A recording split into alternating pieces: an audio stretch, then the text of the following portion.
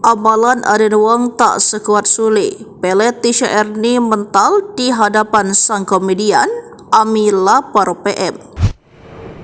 Pedangdut Tisha Erni masih belum memberikan klarifikasi atas tudingan menjadi pelakor. Wanita yang pernah dikait-kaitkan dengan komedian Sule tersebut tak kunjung menampakkan muka sejak peristiwa berebut bayi dengan Ami BMJ. Bahkan akun Tisha yang sebelumnya aktif di media sosial kini juga tak bisa dilihat lagi. Padahal publik sangat menanti jawaban soal kedekatannya dengan Aden Wong. Kini bobrek Tisha Erni terus berdatangan, satu di antaranya dikuak oleh ahli spiritual Chacha Caroline. Melansir dari salah satu sumber YouTube, Chacha Caroline mengungkap bahwa diduga Tisha Erni menggunakan pelet dan susuk. Tisha menggunakan bantuan paranormal di kawasan Jawa Barat dan Jawa Tengah. Bentuk pelet Tisha Erni diberikan kepada laki-laki adalah melalui makanan hingga minuman.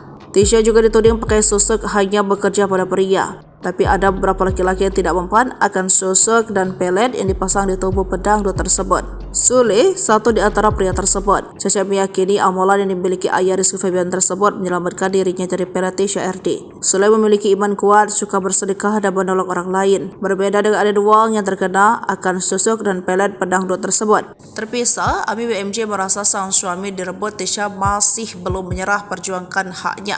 Melansir dari Grid.id, wanita asal Korea itu melaporkan kasus tersebut ke Presiden Jokowi dan PM Singapura. Hal itu diketahui dari unggahan di akun Instagram @AmiBattle pada Sabtu 16 Maret 2024. Di unggahan itu Ami tampak menangis sesenggukan. Ami meminta tolong Presiden Jokowi hingga polisi untuk menemukan keberadaan anaknya. Pasalnya hingga kini Ami tak tahu anaknya dibawa pergi kemana oleh suami. Ami mengaku hanya ingin memberikan ASI eksklusif kepada anak yang baru lahir. Ami juga khawatir bila anaknya terkena stunting. Ia pun meminta kepada suaminya untuk menyelesaikan masalah anak-anak dengan baik-baik.